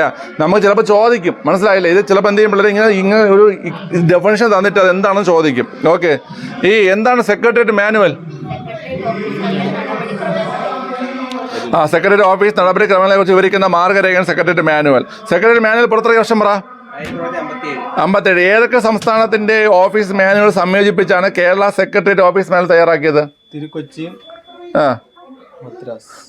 മദ്രാസും. ഓക്കെ, ശരി. അടുത്ത റവന്യൂ ഗൈഡ്. എന്താണ്ട? Revenue guide. റവന്യൂ വകുപ്പിൽ കാലികമായി വരുത്തുന്ന ഭേദഗതികളും പുതുതായി നിർമ്മിക്കുന്ന നിയമങ്ങളും ചട്ടങ്ങളും ഉദ്യോഗസ്ഥരുടെയും പൊതുജനങ്ങളുടെയും ശ്രദ്ധയിൽപ്പെടുത്തുക എന്ന ലക്ഷ്യത്തോടെ കേരള സർക്കാർ പുറത്തിറക്കുന്ന ഗൈഡാണ് ഏത്? Revenue guide. അത്രയേ ഉള്ളൂ. മനസ്സിലായി? അപ്പൊ റവന്യൂ വകുപ്പിൽ കാലികമായി വരുന്ന ഭേദഗതികൾ. മനസ്സിലായി? വകുപ്പിൽ കാലികമായി വരുന്ന ഭേദഗതികൾ പുതുതായി നിർമ്മിക്കുന്ന നിയമങ്ങളും ചട്ടങ്ങളും ആരെയൊക്കെ അറിയിക്കണം? പൊതുജനങ്ങളെ ഉദ്യോഗസ്ഥരെ അറിയിക്കണം. അപ്പൊ അതിനുവേണ്ടി സർക്കാർ പുറത്തിറക്കുന്ന ഗൈഡാണ് ഏത്? ഇപ്പൊ നമ്മളെ ഗൈഡ് എടുക്കുന്ന വെച്ചാൽ ഒരു കാര്യം മനസ്സിലാക്കണം അല്ലേ? അപ്പൊ റവന്യൂ വകുപ്പിൽ വരുന്ന മാറ്റങ്ങൾ, അതായത് ഈ പറയുന്ന നവീകരണങ്ങൾ, ഭേദഗതികൾ, നിയമങ്ങൾ, ചട്ടങ്ങൾ, അതൊക്കെ ഉദ്യോഗസ്ഥരും ആരും അറിയണം, ജനങ്ങൾ അറിയണം. അപ്പൊ അതിനുവേണ്ടി പുറത്തിറക്കുന്ന സാധനത്തിന്റെ പേരാണ് എന്ത്? Revenue guide. Okay, revenue guide പുറത്തിറക്കുന്ന ആരെന്ന് ചോദിക്കുകയാണെങ്കിൽ institute of land and disaster management. ആരാണ്? Institute of land and disaster management. അപ്പൊ നമുക്ക് അത് നല്ലൊരു ചോദ്യമാണ്. റവന്യൂ ഗൈഡ് പുറത്തിറക്കുന്നത് ആരാണ്? Institute of land and disaster management. Institute of land and disaster management. ഇനി നമ്മൾ ഷോർട്ട് ഫോം ആയിട്ട് ILDM എന്ന് പറയും. എന്ന് പറയുമ്പോഴേ ILDM. അപ്പൊ റവന്യൂ ഗൈഡ് പുറത്തിറക്കുന്നത് ആര്? ILDM. റവന്യൂ ഗൈഡ് പുറത്തിറക്കുന്ന ആരാണ് പിള്ളേരെ? ILDM. ഓക്കെ, ഞാൻ ഭയങ്കര സ്ട്രഗിളിലാണ്. ഒന്ന്, മുകളിൽ ക്ലാസ് എടുക്കുന്ന സാറിന്റെ സൗണ്ട്. 2, ഇവിടെ പാർട്ടി ഇലക്ഷന്റെ പാർട്ടി പരിപാടിയുടെ സൗണ്ട്. ഓക്കെ, പാടി തന്നെ. ഇവന് മത്സരിച്ച് ജയിച്ചാലും പാടി തന്നെ, ഇലക്ഷൻ ഇറങ്ങിയാലും പാടി തന്നെ, എല്ലാത്തിനും പാടി തന്നെ. ഓക്കെ, എല്ലാ രാഷ്ട്രീയ പാർട്ടിയും നിരോധിക്കണല്ലേ? അഭിപ്രായം നിനക്കുണ്ടോ? ഇല്ല. പിന്നെ എന്താണ് താങ്കളുടെ അഭിപ്രായം? നമുക്ക് ഇന്റർവ്യൂയിലൂടെ പറയും. എന്താണ് താങ്കളുടെ അഭിപ്രായം? എന്താണ് താല്പര്യം എന്ന് വെച്ചാൽ വിദ്യാഭ്യാസവും വിവരവും ഉള്ള ആൾക്കാർ രാഷ്ട്രീയത്തിൽ വരണം. അതായത് രാഷ്ട്രീയത്തിൽ അല്ലെങ്കിൽ ഒരു രാഷ്ട്രീയ പദ്ധതിയിൽ അംഗമാവാൻ ഈ സിവിൽ സർവീസ് പരീക്ഷ പോലെ ഒരു പരീക്ഷ വയ്ക്കുക, അല്ലെങ്കിൽ അങ്ങനെ ഒരു വിദ്യാഭ്യാസ പദ്ധതി കൊണ്ടുവരിക. അതൊക്കെയാണ് എൻ്റെ അഭിപ്രായം. എൻ്റെ ഒരു രാഷ്ട്രീയം എന്ന് വെച്ചാൽ നിലവിലുള്ള രാഷ്ട്രീയ പാർട്ടികളെല്ലാം അങ്ങ് നിരോധിക്കണം, മനസ്സിലല്ലേ? എന്നിട്ട് നിലവിൽ ഈ പറയണക്കിന് യുവാക്കൾ മുന്നോട്ട് വരണം. യുവാക്കൾ കാര്യങ്ങൾ ചെയ്യാൻ അറിയാനുള്ള ഭരണകാര്യങ്ങളും ഇതൊക്കെ പഠിച്ചിട്ടുള്ള വിദ്യാഭ്യാസമുള്ള യുവാക്കൾ മുന്നോട്ട് വന്നിട്ട് അവരുടേതായി എന്ത് ചെയ്യണം? രാഷ്ട്രീയ പാർട്ടികൾ വരണം. പ്രസംഗിക്കാൻ പറയുമ്പോൾ പേപ്പർ നോക്കാതെ പ്രസംഗിക്കാൻ അറിയാന്നുള്ള ഒരുത്തനെങ്കിലും രാഷ്ട്രീയത്തിലുണ്ടെങ്കിൽ രാഷ്ട്രീയം രക്ഷപ്പെട്ടനെ രാഷ്ട്രം രക്ഷപ്പെട്ടു. രോമാഞ്ചം. Kerala administrative service. എന്താണ് കേരള അഡ്മിനിസ്ട്രേറ്റീവ് സർവീസ്? ചുരുക്കി എന്ന് പറയും KAS എന്ന് പറയും. ഇന്ത്യൻ അഡ്മിനിസ്ട്രേറ്റീവ് സർവീസിന് സമാനമായി കേരളം രൂപം നൽകിയ സർവീസാണ് എന്ത്? Kerala administrative service. അപ്പൊ കേരള അഡ്മിനിസ്ട്രേറ്റീവ് സർവീസ് രൂപം നൽകിയത് ആരാണ്? കേരളം. അത് ഇന്ത്യൻ അഡ്മിനിസ്ട്രേറ്റീവ് സർവീസിന് സമാനമായിട്ട് കേരളം രൂപം നൽകിയ സർവീസാണ് ഏത്? Kerala administrative service. Kerala administrative സർവീസിലേക്ക് ഉദ്യോഗസ്ഥർ തിരഞ്ഞെടുക്കുന്ന ആരാ? കേരള PSC. ആരാണ്? കേരള PSC. അപ്പൊ കേരള അഡ്മിനിസ്ട്രേറ്റീവ് സർവീസിലേക്ക് ഉദ്യോഗസ്ഥർ തിരഞ്ഞെടുക്കുന്ന ആരാണ്? Kerala PSC. Kerala administrative service നിലവിൽ വന്നത് എപ്പോഴാണ്? 2018 ജനുവരി 1 കേട്ടോ. അപ്പം മാറിപ്പോവരുത്. കേരള അഡ്മിനിസ്ട്രേറ്റീവ് സർവീസിലേക്ക് ഉദ്യോഗസ്ഥർ തിരഞ്ഞെടുക്കുന്ന ആരാണ്? കേരള PSC ആണ്. ആരാണ് പിള്ളേരെ? കേരള PSC. എപ്പോഴാണ് നിലവിൽ വന്നത്? 2018 ജനുവരി 1. കേരള അഡ്മിനിസ്ട്രേറ്റീവ് സർവീസ് രൂപീകരിക്കാൻ കാരണമായ നിയമം ഏതാണ്? അത് Kerala public service act 1968. Kerala public service act 1968. Kerala public service act 1968. Okay, മനസ്സിലായല്ലോ. ശരി, അടുത്ത് കേരള അഡ്മിനിസ്ട്രേറ്റീവ് സർവീസിലെ ഉയർന്ന ഉദ്യോഗസ്ഥർ ആരൊക്കെയാണ്? ചീഫ് സെക്രട്ടറിയും ജില്ലാ കളക്ടറും. ആരാണ്? ചീഫ് സെക്രട്ടറിയും ജില്ലാ കളക്ടറുമാണ് കേട്ടോ. ഓക്കെ, അപ്പൊ പറ കേരള അഡ്മിനിസ്ട്രേറ്റീവ് സർവീസ് അല്ലെങ്കിൽ KAS. എന്താണ് കേരള അഡ്മിനിസ്ട്രേറ്റീവ് സർവീസ് അല്ലെങ്കിൽ KAS? ഇന്ത്യൻ അഡ്മിനിസ്ട്രേറ്റീവ് സർവീസിന് സമാനമായി കേരളം രൂപം നൽകിയ സർവീസാണ് Kerala administrative service. Kerala administrative സർവീസിലേക്ക് ഉദ്യോഗസ്ഥർ തിരഞ്ഞെടുക്കുന്ന ആരാണ്? കേരള PSC ആണ്. കേരള അഡ്മിനിസ്ട്രേറ്റീവ് സർവീസ് നിലവിൽ വന്ന വർഷം 2018 ജനുവരി 1. കേരള അഡ്മിനിസ്ട്രേറ്റീവ് സർവീസ് രൂപം കൊള്ളാൻ കാരണമായ നിയമം Kerala public service act. Kerala public service act 1968. Kerala administrative സർവീസിലെ ഉയർന്ന ഉദ്യോഗസ്ഥരാണ് ആര്? ചീഫ് സെക്രട്ടറിയും ജില്ലാ കളക്ടറും. ഓക്കെ, അപ്പൊ നമ്മളിപ്പോ പഠിച്ച 2 കാര്യം. റവന്യൂ ഗൈഡ് എന്താ? റവന്യൂ ഗൈഡ് റവന്യൂ വകുപ്പിലുള്ള ഭേദഗതികള്, ചട്ടങ്ങള്, നിയമങ്ങള് എന്നിവ ഉദ്യോഗസ്ഥർ ജനങ്ങൾ അറിയുന്നതിന് വേണ്ടിയിട്ട് സംസ്ഥാന സർക്കാർ പുറത്തിറക്കുന്ന ഗൈഡാണ് എന്ത്? റവന്യൂ ഗൈഡ് എന്ന് പറയുന്നത്. റവന്യൂ ഗൈഡ് പുറത്തിറക്കുന്ന സ്ഥാപനം ഏതാണ്? ILDM ആണ് അല്ലേ? Institute of land and disaster management ആണ്. ഓക്കെ, പിന്നെ നമ്മൾ എന്തിനെ കുറിച്ച് പറഞ്ഞു? Kerala administrative service. Indian administrative സർവീസിന് സമാനമായിട്ട് കേരള ഗവൺമെന്റ് ആരംഭിച്ചതാണ് എന്ത്? Kerala administrative service. Okay, Kerala administrative സർവീസിലേക്ക് ഉദ്യോഗസ്ഥർ നടക്കുന്നത് ആരാണ്? കേരള PSC ആണ്. കേരള പബ്ലിക് സർവീസ് കമ്മീഷൻ ആണ്. കേരള അഡ്മിനിസ്ട്രേറ്റീവ് സർവീസ് നിലവിൽ വന്നത് 2018 ജനുവരി 1. കേരള അഡ്മിനിസ്ട്രേറ്റീവ് സർവീസ് രൂപീകരിക്കാനായിട്ട് നിയമം ഏതാണ്? Kerala public service act. Kerala public service act 1968 ആണ്. ഓക്കെ, കേരള അഡ്മിനിസ്ട്രേറ്റീവ് സർവീസിലെ ഉയർന്ന ഉദ്യോഗസ്ഥരാണ് ചീഫ് സെക്രട്ടറിയും ജില്ലാ കളക്ടറും. നിങ്ങൾക്ക് കേൾക്കാൻ പറ്റുന്നല്ലോ, ശ്രദ്ധിക്കാൻ പറ്റുന്നുണ്ടല്ലോ. ഓക്കെ, ഇവിടെ സൗണ്ട് ആണ്. അപ്പം ഞാൻ ഈ പോർഷൻ ഇനിയിപ്പോൾ എടുക്കില്ല, കാരണം ഒന്നാമത് ഈ പോർഷൻ പുകയാണ്. മനസ്സിലായില്ലേ? എനിക്ക് കോൺസെൻട്രേഷൻ കിട്ടുന്നില്ല. നമുക്ക് കറണ്ട് വൈസ് പഠിക്കാം. കുറച്ച് കറണ്ട് അഫയേഴ്സ് എന്ത് ചെയ്യാം, പഠിക്കാം. ഓക്കെ, എടാ കറണ്ട് അഫയേഴ്സ് ബുക്കും എടുത്തേ. കുറച്ച് കറണ്ട് അഫയേഴ്സിലേക്ക് കിടക്കാൻ പോവുകയാണ്. ഓക്കെ, എവറസ്റ്റ് കീഴടക്കിയ ആദ്യത്തെ തമിഴ് വനിത ആരാണ്? മുത്തമിഴ് സെൽവി. എന്താണ് മുത്തമിഴ് സെൽവി കേട്ടാ. എവറസ്റ്റ് കീഴടക്കിയ ആദ്യ തമിഴ് വനിതയാണ് ആര്? മുത്തമിഴ് സെൽവി. ഈ മുത്തം എന്താണെന്ന് അറിയാവോ? മുത്ത് ഗൗ. മുത്തം എന്താണ്? മുത്തം എന്താണ്? കിസ് എന്ന് വെച്ചാ എന്താണ്? ഉമ്മയെന്ന് വെച്ചാ കൊടുക്കാൻ മാത്രമേ ഉള്ളതാണ്. വാങ്ങ ഉമ്മയുടെ എന്താണ്? ഉമ്മ നമ്മൾ ഡിക്ഷണറി എടുത്തിട്ട് ഉമ്മയുടെ മീൻ നോക്കി എന്തായിരിക്കും? സ്നേഹത്തോടെ കൊടുക്കുന്ന ചുംബനമാണ്. അതിന്റെ മീന സ്നേഹം, നേരത്തെ സ്പർശം. ഓക്കെ, സ്പർശനമാണ് ചുംബനം. ഓക്കെ, എവറസ്റ്റ് കീഴടക്കിയ ആദ്യ തമിഴ് വനിതയാണ് ഏത്? മുത്തമിഴ് സെൽവി. അതാണ് മുത്തമിഴ് സെൽവി. ഓക്കെ, ഇതൊരു ശല്യം. അപ്പൊ ഇന്ത്യയിൽ ആദ്യ നിയോ മെട്രോ അടുത്ത ചോദ്യം, ഇന്ത്യയിൽ ആദ്യ നിയോ മെട്രോ എവിടെയാണ്? ഡെറാഡൂൺ. എവിടെയാണ്? ഡെറാഡൂൺ ആണ്. ഓക്കെ, അടുത്ത് രാജ്യത്താദ്യമായി ജലാശയങ്ങളുടെ ഡിജിറ്റൽ ഭൂപടം തയ്യാറാക്കുന്ന സംസ്ഥാനം ഏത്? ജലാശയങ്ങളുടെ ഡിജിറ്റൽ ഭൂപടം തയ്യാറാക്കുന്ന സംസ്ഥാനം ഏതാണ്? കേരളമാണ്. ഏതാണ്? കേരളം. എങ്കിൽ വീണ്ടും ഒരു ചോദ്യം, അതിലെ തന്നെ വീണ്ടും ഒരു ചോദ്യം വരെയാണ്. ഇതിനു വേണ്ടി തയ്യാറാക്കുന്ന വെബ് അധിഷ്ഠിത സോഫ്റ്റ്വെയറിന്റെ പേരെന്താണ്? ജലാശയങ്ങളുടെ ഡിജിറ്റൽ ഭൂപടം തയ്യാറാക്കുന്നതിന് വേണ്ടിയിട്ട് ഉള്ള വെബ് അധിഷ്ഠിത സോഫ്റ്റ്വെയർ എന്താണ്? ജല എന്ന വാക്കുണ്ട്, പിന്നെ ഒരു അവയവത്തിന്റെ വാക്കുമുണ്ട്. ജലനേത്ര. സുബിൻ പറഞ്ഞു ജലനേത്ര. ഓക്കെ, അപ്പൊ സോഫ്റ്റ്വെയറിന്റെ പേരെന്താണ് പിള്ളേരെ? ജലനേത്ര. അപ്പൊ ജലനേത്ര എന്ന സോഫ്റ്റ്വെയർ വെച്ചിട്ടാണ് നമ്മൾ എന്ത് തയ്യാറാക്കുന്നത്? ജലാശയങ്ങളുടെ ഡിജിറ്റൽ ഭൂപടം തയ്യാറാക്കുന്നത്. അപ്പൊ ജലാശയങ്ങളുടെ ഡിജിറ്റൽ ഭൂപടം തയ്യാറാക്കുന്നതിന് വേണ്ടി ഉപയോഗിക്കുന്ന സോഫ്റ്റ്വെയറിന്റെ പേരാണ് ജലനേത്ര. എന്താണ് പിള്ളേരെ? ജലനേത്ര. ഓക്കെ, അടുത്ത് ഇന്ത്യയിൽ ആദ്യത്തെ സമ്പൂർണ്ണ ഇ ഗവേണൻസ് സംസ്ഥാനം ഏതാ? ഇന്ത്യയിൽ ആദ്യത്തെ സമ്പൂർണ്ണ ഇ ഗവേണൻസ് സംസ്ഥാനം ഏതാണ്? കേരളം. ഇ ഗവേണൻസ് സംസ്ഥാനം ഏതാണ്? കേരളം. ഈ ഗവേണൻസ് സംസ്ഥാനമാണ് ഏത് പിള്ളേരെ? കേരളം.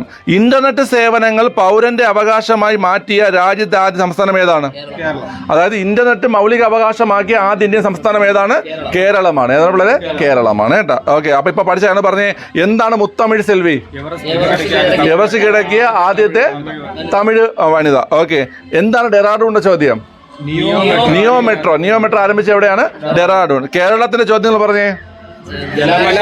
ജലാശയങ്ങൾ ഡിജിറ്റൽ ഭൂപടം തയ്യാറാക്കുന്നത് കേരളം. അതിന് വേണ്ടിയുള്ള സോഫ്റ്റ്വെയറിന്റെ പേര് ജലനേത്ര. ഓക്കെ, അടുത്ത കേരളത്തിന്റെ ചോദ്യം, സമ്പൂർണ്ണ ഈ ഗവേണൻസ് സംസ്ഥാനം ഏതാണ്? കേരളമാണ്. പിന്നെ ഇന്റർനെറ്റിൽ ലഭ്യത മൗലിക അവകാശമാക്കിയ ആദ്യ സംസ്ഥാനം ഏതാണ്? കേരളമാണ് കേട്ടോ. അടുത്ത്, ഗാർഹിക തൊഴിലാളികളെ തൊഴിലാളികളായി അംഗീകരിച്ച് നിയമപരമായ ഇളവ് നൽകുന്നതിനായി ബില്ലിന് രൂപം നൽകിയ ആദ്യ സംസ്ഥാനം ഏതാണ്? അത് കേരളമാണ് കേട്ടോ. കേരളമാണ്. ക്ലിയർ ആണല്ലോ. അപ്പൊ ഗാർഹിക തൊഴിലാളികൾ, അതായത് ഡൊമസ്റ്റിക് വർക്കേഴ്സ് എന്ന് പറയും. എന്താണ് ഡൊമസ്റ്റിക് വർക്കേഴ്സ്? ഗാർഹിക തൊഴിലാളികളെ തൊഴിലാളികളായി അംഗീകരിച്ച്, വീട്ടുജോലിക്കാരേക്ക് ഉദ്ദേശിക്കുന്നത് അല്ലേ? വീട്ടുജോലിക്കുന്ന ആൾക്കാരെയും കൂടെ എന്നിട്ട് അംഗീകരിച്ചിട്ട് തൊഴിലാളികളെ അംഗീകരിച്ചുകൊണ്ട് അവർക്ക് നിയമപരമായി ഇളവ് നൽകുന്നതിനുള്ള ബില്ലിന് രൂപം നൽകിയ ഇന്ത്യൻ സംസ്ഥാനമാണ് ഏത്? കേരളം. ആ ബില്ലിന്റെ പേരാണ് domestic workers regulating and welfare act. എന്താണ്? Domestic workers regulating and welfare act. Clear ആണല്ലോ. അടുത്ത ചോദ്യം പോവാമല്ലോ. ഓക്കെ, അടുത്ത ചോദ്യം, ലോകത്തിലെ ആദ്യത്തെ 3D പ്രിന്റഡ് ഹൈന്ദവ ക്ഷേത്രം നിലയിൽ വരുന്നത് എവിടെ? നമ്മൾ കണ്ടുപിടിച്ച് പഠിച്ചിട്ടുണ്ടല്ലേ? ലോകത്തിലെ ആദ്യത്തെ 3D പ്രിന്റഡ് ഹൈന്ദവ ക്ഷേത്രം നിലയിൽ വരുന്നത് എവിടെയാണ് പിള്ളേരെ? തെലുങ്കാന. എവിടെയാണ്? തെലുങ്കാനയിലാണ് കേട്ടോ. ഓക്കെ, അടുത്ത്, സംസ്ഥാന വ്യാപകമായി artificial intelligence, automatic number plate recognition എന്നീ സാങ്കേതിക വിദ്യകൾ നടപ്പിലാക്കുന്ന സംസ്ഥാനം ഏതാണ്? പിള്ളേരെ? അത് കേരളമാണ്. സംസ്ഥാന വ്യാപകമായി artificial intelligence, automatic number plate recognition എന്നീ സാങ്കേതിക വിദ്യകൾ നടപ്പിലാക്കുന്ന സംസ്ഥാനം ഏതാണ്? കേരളമാണ്. ആരാണ്? കേരളമാണ് കേട്ടോ. കെൽട്രോണുമായി സഹകരിച്ച് സേഫ് കേരള പദ്ധതിയുടെ കീഴിലാണ് നടപ്പിലാക്കുന്നത്. അപ്പോൾ ആരുമായി സഹകരിച്ചിട്ട്? കെൽട്രോണുമായി സഹകരിച്ചിട്ട് ഏത് പദ്ധതിയുടെ കീഴിലാണ് നടപ്പിലാക്കുന്നത്? സേഫ് കേരള പദ്ധതി കീഴിലാണ് നടപ്പിലാക്കുന്നത്. റോഡ് അപകടങ്ങൾ കുറയ്ക്കുന്നതിനും ഗതാഗത നിയമലംഘനം തടയുന്നതിനുമായി രൂപീകരിച്ച പദ്ധതിയാണ് ഏത്? സേഫ് കേരള. ഓക്കെ, അപ്പൊ എന്താണ് സേഫ് കേരള പദ്ധതി? റോഡ് അപകടങ്ങൾ കുറയ്ക്കുന്നതിനും ഗതാഗത നിയമലംഘനം തടയുന്നതിനും രൂപീകരിച്ച പദ്ധതിയാണ് ഏത് പിള്ളേരെ? സേഫ് കേരള. അപ്പൊ ഇപ്പൊ പറഞ്ഞ ചോദ്യങ്ങൾ ഓർമ്മയുണ്ടല്ലോ. 3D പ്രിന്റഡ് എവിടാ? ഹൈന്ദവ ക്ഷേത്രം എവിടാ? തെലുങ്കാനയിലാണ്. എവിടെയാണ്? തെലുങ്കാന. ഈ ഗാർഹിക ഗാർഹിക തൊഴിലാളികളെ അംഗീകരിച്ചുകൊണ്ട് ബില്ല് കൊണ്ടുവരുന്ന ആരാണ്? കേരളമാണ്. അതിന്റെ പേരെന്താണ്? Domestic workers regulating and welfare act എന്നാണ് കേട്ടോ. പിന്നെ നമ്മൾ പറഞ്ഞു ആർട്ടിഫിഷ്യൽ ഇന്റലിജൻസ്, പിന്നെ നമ്പർ പ്ലേറ്റ് റെക്കഗ്നേഷൻ എന്നിവ നടപ്പിലാക്കിയത് കേരളമാണ്. ഏത് പദ്ധതിയുടെ ഭാഗമായിട്ടാണത്? സേഫ് കേരള പദ്ധതിയുടെ ഭാഗമായിട്ടാണ്. എന്താണ് സേഫ് കേരള പദ്ധതി? റോഡമ്മൾ കുറയ്ക്കുന്നതിനും ഗതാഗത ലംഘനങ്ങൾ, നിയമലംഘനങ്ങൾ കണ്ടെത്താനും വേണ്ടിയിട്ടുള്ള പദ്ധതിയാണ് ഏത്? സേഫ് കേരള. ഏതാണ്? സേഫ് കേരള. ഓക്കെ, മനസ്സിലായല്ലോ പിള്ളേരെ? ഓക്കെ, അടുത്ത് തലയിലെ മുകളിൽ പാമ്പാ? ഓന്താ? ഇവിടുത്തെ സ്ഥിരം എന്താണ്? ആ ഒന്ന് നീ വന്ന് എങ്ങനെ ഉറപ്പിക്കാൻ പറ്റും? ഒരു ഏരിയയിൽ ഒരു ഓന്തൊക്കെ ഉണ്ട്. ഒരു ഓന്തേ കാണുമല്ല? നിങ്ങൾ ശ്രദ്ധിച്ചിട്ടില്ലേ? നിങ്ങളെ വീട്ടിന്റെ അവിടെയൊക്കെ ഒരു ചേര, ഒരു അരണ, ഒരു ഓന്ത് ഇതൊക്കെ കാണും. അതൊക്കെ തന്നെ അവിടുത്തെ കാണും. ഇത് ഭയങ്കര അറിവാണ് കേട്ടോ. നിരീക്ഷണ ബോധമാണ്. നിങ്ങളൊന്ന് ശ്രദ്ധിച്ചു, ഒരു അരണ അവിടെ വന്നിരുന്ന് നമ്മളൊക്കെ നോക്കിക്കൊണ്ടിരിക്കും.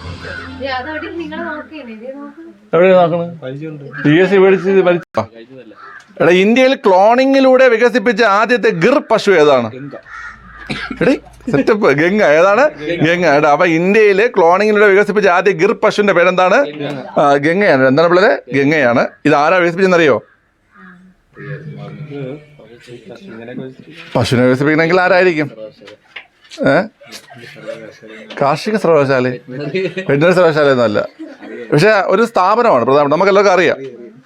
റിഫ്ലക്ഷൻ പിടിക്കുക. ഓക്കെ, ആ സ്ഥാപനം സ്ഥിതി ചെയ്യുന്നത് കർണാലിലാണ്. നാഷണൽ ഡയറി റിസർച്ച് ഇൻസ്റ്റിറ്റ്യൂട്ട് കേട്ടാ. അപ്പൊ ഇന്ത്യയില് ക്ലോണിങ്ങിലൂടെ വികസിപ്പിച്ച ആദ്യ ഗിർ പശുവിന്റെ പേരെന്താണ്? Ganga. National dairy research institute ആണ് ഇതെന്ത് ചെയ്തത്? വികസിപ്പിച്ചത് കേട്ടാ. ഓക്കെ, അടുത്ത് ഇന്ത്യയിൽ ആദ്യമായി കൂൾ റൂഫ് പോളിസി അവതരിപ്പിച്ച സംസ്ഥാനം? കൂൾ റൂഫ് പോളിസി പഞ്ചാബ് അല്ല. റിഫ്ലക്ഷൻ വേണോ? റിഫ്ലക്ഷൻ വേണം. റിഫ്ലക്ഷൻ വേണമെങ്കിൽ റിഫ്ലക്ഷൻ ഇട്ട് തരാം. കിട്ടോ? മഹാരാഷ്ട്ര അല്ല, തെലങ്കാന. കൂൾ റൂഫ് പോളിസി അവതരിപ്പിച്ച സംസ്ഥാനം ഏതാണ്? തെലങ്കാന. നീ ചെയ്തിട്ടുണ്ട്, നീ ഏത് കറണ്ട് അഫയേഴ്സിൽ ക്വസ്റ്റ്യൻ ഉണ്ടായിരുന്നു കേട്ടോ. തെലങ്കാന കേട്ടോ. ഇന്ത്യയിൽ ആദ്യമായി കൂൾ റൂഫ് പോളിസി അവതരിപ്പിച്ച സംസ്ഥാനമാണ് ഏത്? തെലങ്കാന. ഓക്കെ, അടുത്ത ഇയാളാണ് പറയേണ്ടത്. വടക്കിഴക്കൻ സംസ്ഥാനങ്ങളിലെ ആദ്യത്തെ എയിംസ് സ്ഥാപിതമായത് എവിടെ? അറിയോ? നാഗ്പൂർ, വടക്കിഴക്ക്. ഉപ്പടി ഏതാണ്? വൈഫാണ് കേട്ടോ, അവിടെ പൊടി വിളിച്ചത്. വൈഫിനെ വിളിക്കാൻ പാടില്ല, എന്നാലും നമ്മൾ തമ്മിൽ ബന്ധം വെച്ച് വിളിച്ചതാണ്. ഓക്കെ, ഗുവാഹത്തി, അസം. ഏതാണ്? ഗുവാഹത്തി, അസം കേട്ടോ. വടക്കിഴക്കൻ സംസ്ഥാനങ്ങളിൽ ആദ്യം എയിംസ് സ്ഥാപിതമായത് ഗുവാഹത്തി, അസം. ഓക്കെ, ശരി. അപ്പൊ 50 ലക്ഷം ഷെയർ ഹോൾഡേഴ്സ് ഉള്ള ഇന്ത്യയിൽ ആദ്യത്തെ ബാങ്ക്? ഇത് നീയൊക്കെ പറഞ്ഞതിന്റെ മൂക്കൊക്കെ പിടിച്ച് ഞാൻ പൊടിക്കും കേട്ടെ. SBI. ഞാൻ ഇവിടെ ക്വിസ് എടുത്തിട്ടുള്ള ക്വസ്റ്റ്യൻ ആണ് ഇവിടെ. 50 ലക്ഷം ഷെയർ ഹോൾഡേഴ്സ് ഉള്ള ഇന്ത്യയിൽ ആദ്യത്തെ ബാങ്ക്? Yes bank. ഒരുത്തരം ഉണ്ടല്ലോ, യെസ് ബാങ്ക്. ഓക്കെ, ശരി. അപ്പം വടക്കിഴക്കൻ സംസ്ഥാനങ്ങളിൽ ആദ്യത്തെ എയിംസ് സ്ഥാപിതമായത് ഗുവാഹത്തി, അസം. എവിടെയാണ് എയിംസിന്റെ പുനരുവ? എന്താ? All India institute of medical science. അപ്പൊ വടക്കിഴക്കൻ സംസ്ഥാനങ്ങൾ ആദ്യത്തെ എയിംസ് സ്ഥാപിതമായത് എവിടെ മോനെ? ഗുവാഹത്തി, അസാമിലാണ്. 50 ലക്ഷം ഷെയർ ഹോൾഡേഴ്സ് ഉള്ള ഇന്ത്യയിൽ ആദ്യ ബാങ്കാണ് ഏത്? ഏതാണ്? Yes bank. ആപ്പിളിന്റെ ഇന്ത്യയിലെ ആദ്യത്തെ ഒഫീഷ്യൽ സ്റ്റോർ ആരംഭിച്ചിട്ടുണ്ടെന്നറിയോ? മുംബൈയിലാണ്. ആപ്പിളിന്റെ ഇന്ത്യയിൽ ആദ്യ ഒഫീഷ്യൽ സ്റ്റോർ ആരംഭിച്ച് എവിടെയാണ് ഇവിടെ? മുംബൈയിൽ. അപ്പൊ ആപ്പിളിന്റെ ഇന്ത്യയിൽ ആദ്യ ഒഫീഷ്യൽ സ്റ്റോർ ആരംഭിച്ച് എവിടെയാണ്? പറ. മുംബൈയിലാണ് കേട്ടോ, മുംബൈയിൽ. ഓക്കെ. അടുത്ത ചോദ്യം, ഇന്ത്യയിലെ ആദ്യത്തെ അന്താരാഷ്ട്ര ക്രൂയിസ് കപ്പൽ ഏതാണ്? MV സെറീന അല്ല. ഇന്ത്യയുടെ ആദ്യ അന്താരാഷ്ട്ര ക്രൂയിസ് കപ്പൽ അറിയോ? ഇന്ത്യയുടെ ആദ്യത്തെ അന്താരാഷ്ട്ര ക്രൂയിസ് കപ്പലാണ് MV എംബ്രസ്. എന്താണ് പിള്ളേരെ? MV Empress. EMPRES കേട്ടാ. MV Empress. ചെന്നൈ മുതൽ ശ്രീലങ്ക വരെയാണ് സർവീസ് നടത്തുന്നത്. അപ്പോൾ എവിടെ മുതൽ സർവീസ്? ചെന്നൈ മുതൽ ശ്രീലങ്ക വരെ. അപ്പോൾ എവിടെ മുതൽ സർവീസ്? ചെന്നൈ മുതൽ ശ്രീലങ്ക വരെയാണ്. ഇതിനോടൊപ്പം ചെന്നൈയിൽ നിർമ്മിച്ച അന്താരാഷ്ട്ര ക്രൂയിസ് ടൂറിസം ടെർമിനൽ ഉദ്ഘാടനവും എന്ത് ചെയ്തു? നിർവഹിച്ചു. അന്ന് ഓർത്തിരുന്നത് കേട്ടോ. ഓക്കെ, അപ്പോൾ ഇന്ത്യയിൽ ആദ്യത്തെ അന്താരാഷ്ട്ര ക്രൂയിസ് കപ്പൽ ഏതാണ്? MV embrace. എവിടെ മുതൽ സർവീസ് നടത്തുന്നത്? ചെന്നൈ മുതൽ ശ്രീലങ്ക വരെ. എന്താണ് എൻ്റെ പേര്? അന്താരാഷ്ട്ര ക്രൂയിസ്. ഇന്ത്യയിൽ ആദ്യത്തെ അന്താരാഷ്ട്ര ക്രൂയിസ് കപ്പലാണ് MV എംബ്രസ്. ഓക്കെ, എവിടം വരെ? ചെന്നൈ മുതൽ ശ്രീലങ്ക. ശരി, അപ്പോൾ ഒന്നുകൂടെ പറയാം. കറണ്ട് അഫയേഴ്സ് ആണ് റിപ്പീറ്റ് ചെയ്ത് പഠിച്ചാലേ പറ്റത്തുള്ളൂ.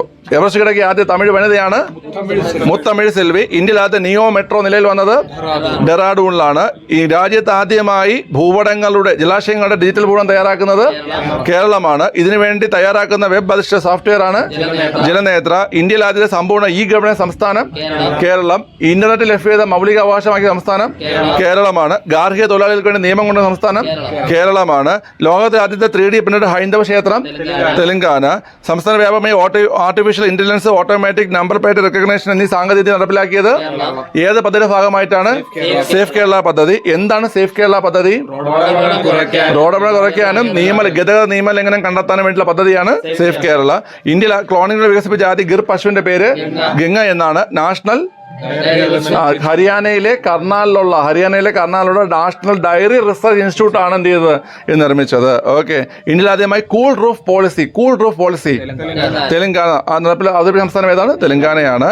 അടുത്ത് ഈ വടക്കിഴക്കൻ സംസ്ഥാനങ്ങളിൽ ആദ്യം എയിംസ് എവിടെയാണ്? ഗുവാഹത്തി, ആസാമിലാണ്. 50 ലക്ഷം ഷെയർ ഹോൾഡേഴ്സ് ഉള്ള ഇന്ത്യയിൽ ആദ്യ ബാങ്ക് ഏതാണ്? യെസ് ബാങ്ക് ആണ്. ആപ്പിളിന്റെ ഇന്ത്യയിൽ ആദ്യത്തെ ഒഫീഷ്യൽ സ്റ്റോർ ആരംഭിച്ച് എവിടെയാണ്? മുംബൈയിലാണ്. ഇന്ത്യയിൽ ആദ്യത്തെ അന്താരാഷ്ട്ര ക്രൂയിസ് കപ്പലാണ് MV എംബ്രസ്. ചെന്നൈ മുതൽ ശ്രീലങ്ക വരെയാണ് എന്ത് ചെയ്യുന്നത്? സർവീസ് നടത്തുന്നത്. ഇതോടൊപ്പം ചെന്നൈയിൽ നിർമ്മിച്ച അന്താരാഷ്ട്ര ക്രൂയിസ് ടൂറിസം ടെർമിനലും എന്ത് ചെയ്തു? അതായത് ആ ക്രൂയിസ് ടെർമിനലിൽ നിന്നാണ് എന്ത് ചെയ്യുന്നത്? കപ്പൽ പോകുന്നത്. മനസ്സിലായില്ലേ? ഓക്കെ. അപ്പോൾ അത്രയും നമ്മൾ പഠിച്ചത്. ഓക്കെ.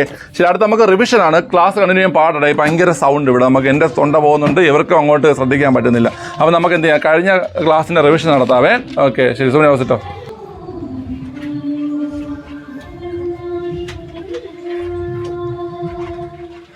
ഇവിടെ പോവാം. റിവിഷൻ. ഒന്നാമത്തെ ചോദ്യം, ഇന്ത്യയുടെ രേഖാംശ സ്ഥാനം. ഇന്ത്യയുടെ രേഖാംശ സ്ഥാനം.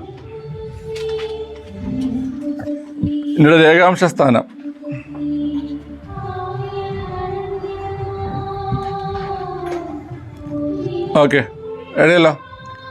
രണ്ടാം ചോദ്യം, ഉത്തരപർവ്വത മേഖല സ്ഥിതി ചെയ്യുന്നത് എവിടെ മുതൽ എവിടം വരെയാണ്? ഉത്തരപർവ്വത മേഖല സ്ഥിതി ചെയ്യുന്നത് എവിടം മുതൽ എവിടം വരെയാണ്? ഉത്തരപർവ്വത മേഖല സ്ഥിതി ചെയ്യുന്നത് എവിടം മുതൽ എവിടം വരെയാണ്?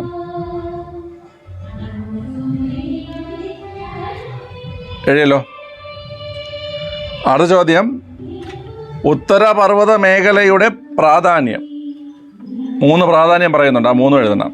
ഉത്തരപർവ്വത മേഖലയുടെ പ്രാധാന്യം. ഉത്തരപർവ്വത മേഖലയുടെ പ്രാധാന്യം. ഉത്തരപർവ്വത മേഖലയുടെ പ്രാധാന്യം.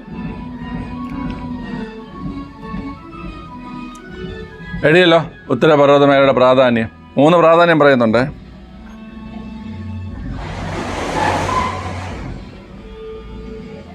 അടുത്ത എത്ര ക്വസ്റ്റ്യൻ ആടാ? 4ാമത്തെ ക്വസ്റ്റ്യൻ, ഹിമാലയ പർവ്വത നിരയുടെ നീളം എത്ര? ഹിമാലയ പർവ്വത നിരയുടെ നീളം എത്ര? ഹിമാലയ പർവ്വത നിരയുടെ നീളം എത്ര?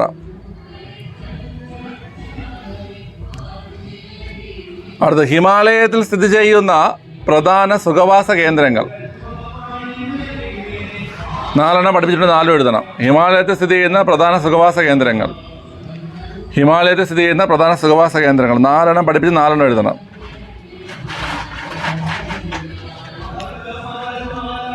എത്ര ക്വസ്റ്റ്യനായി? അടുത്ത 6ാമത്തെ ചോദ്യം, ഉത്തരപർവ്വത മേഖലയിൽ ഏറ്റവും ജനസാന്ദ്രത കൂടിയ ഭാഗം ഏതാണ്? ഉത്തരപർവ്വത മേഖലയിൽ ഏറ്റവും ജനസാന്ദ്രത കൂടിയ മേഖല ഏതാണ്? എഴുതിയല്ലോ. 6 അല്ലേ? അടുത്ത 7ാമത്തെ ചോദ്യം, ആദ്യത്തെ ഡ്രോൺ പോലീസ് യൂണിറ്റ് ആരംഭിച്ചത് എവിടെ? കേരളത്തിലല്ല, ഇന്ത്യയിൽ ആദ്യത്തെ ഡ്രോൺ പോലീസ് യൂണിറ്റ് ആരംഭിച്ചത് എവിടെ? ഇന്ത്യയിൽ ആദ്യത്തെ ഡ്രോൺ പോലീസ് യൂണിറ്റ് ആരംഭിച്ചത് എവിടെ? എഴുതിയല്ലോ. അടുത്ത്, ഇന്ത്യയിൽ ആദ്യത്തെ വേദിക് പാർക്ക് എവിടെ? 8ാമത്തെ ചോദ്യം. ഇന്ത്യയിൽ ആദ്യത്തെ വേദിക് പാർക്ക് എവിടെ? ഇന്ത്യയിൽ ആദ്യത്തെ വേദിക് പാർക്ക് എവിടെ? അടുത്ത്, ഇന്ത്യയിൽ ആദ്യത്തെ മോണോ റെയിൽ ആരംഭിച്ചത് എവിടെ? 9ാമത്തെ ചോദ്യം. മോണോ റെയിൽ ആരംഭിച്ചത് എവിടെ? അടുത്ത്, കില്ലിംഗ് ഓഫ് എ കിങ്. 1 എഴുതണം. Killing of a king. 1 എഴുതണം. ഓക്കെ. ശരി, പേപ്പർ ഇവിടെ. അതിലെ പേപ്പർ എടുത്താണ്. ഇവിടെ പാസ് ചെയ്യാം. അപ്പുറം പാസ് ചെയ്തേ. ഓക്കെ. ശരി, അപ്പോൾ ഇന്ത്യയുടെ രേഖാംശമായിരുന്നു ആദ്യ ചോദ്യം അല്ലേ? അപ്പോൾ ആൻസർ എങ്ങനെയാ? പൂർവ്വരേഖാംശം 68 മിനിറ്റ് അല്ല 68 ഡിഗ്രി 7 മിനിറ്റ് മുതൽ 97 ഡിഗ്രി 25 മിനിറ്റ് വരെ. ഓക്കെ, പൂർവ്വം ഇട്ടുണ്ടെങ്കിൽ മാർക്കുള്ളേ പൂർവ്വം. ഓക്കെ ശരി. കിഴക്ക് ചെയ്താൽ മതി, കിഴക്ക് ചെയ്താൽ മതി. ഓക്കെ, അടുത്ത് നമ്മുടെ ഉത്തരപർവ്വത മേഖല എവിടെ മുതൽ എവിടെ തന്നെ ചോദ്യം അല്ലേ? വടക്ക് പടിഞ്ഞാറ് ജമ്മു കാശ്മീർ മുതൽ വടക്ക് കിഴക്ക് അരുണാചൽ പ്രദേശ് വരെ. ഓക്കെ, അടുത്ത ഉത്തരപർവ്വത മേഖല പ്രാധാന്യം ചോദിച്ചു. കാലാവസ്ഥയെ സ്വാധീനിക്കുന്നു. പ്രകൃതിദത്തമായ കോട്ട, നദികളുടെ ഉത്ഭവം. ഓക്കെ, കാലാവസ്ഥ സ്വാധീനിക്കുന്നു. ഓക്കെ, പ്രകൃതിദത്ത കോട്ട. ഓക്കെ, അടുത്ത് ഹിമാലയത്തിന്റെ നീളം ചോദിച്ചു. എത്രയാണ്? 2400 കിലോമീറ്റർ. ഏതൊക്കെയാണ് നമ്മുടെ സുഖവാസ കേന്ദ്രങ്ങൾ ഹിമാലയത്തിലെ? സിംല, കുളു മണാലി, ഡാർജിലിംഗ്. ഓക്കെ, ഇനി ഏത് ഭാഗത്താണ് ജനസാന്ദ്രത കൂടുതൽ? തെക്ക് ഭാഗത്താണ്. ഡ്രോൺ പോലീസ് യൂണിറ്റ് എവിടെയാണ്? ചെന്നൈയിലാണ്. വേദിക് പാർക്ക് എവിടെയാണ്? നോയിഡയിലാണ്. ഓക്കെ, അടുത്ത് മോണോറെയിൽ ആരംഭിച്ച് എവിടെയാണ്? മുംബൈയിലാണ്. കില്ലിംഗ് ഓഫ് എ കിങ് എന്ന് വെച്ചാൽ റജി സൈഡാണ്. ഓക്കെ, 10 മാർക്ക് ലഭിച്ചിരിക്കുകയാണ് ശ്രീ അതുലൂബയ്ക്ക്. അതുലൂബി കൺഗ്രാസ് മോനെ. ഓക്കെ, ജോബിന് എത്ര? കൺഗ്രാസ്. എനിക്ക് എന്തുവാടെ ഏത് തിരിച്ചത്? ഒന്നാമത്തെ തെറ്റിയാ? Okay, സുബിന് 10 congrats. അവിടെ അപർണ 10 കൺഗ്രാസ്. അർച്ചന 10 കൺഗ്രാസ്. വിജിഷ 10 കൺഗ്രാസ്. ഓക്കെ, അപ്പോൾ ഇന്ന് നമ്മൾ പഠിച്ചത് കേട്ടോ, എന്തൊക്കെയാണ് പഠിച്ചത് നമുക്കറിയാലോ. എന്തൊക്കെയാണ് നമ്മൾ പഠിച്ചത്?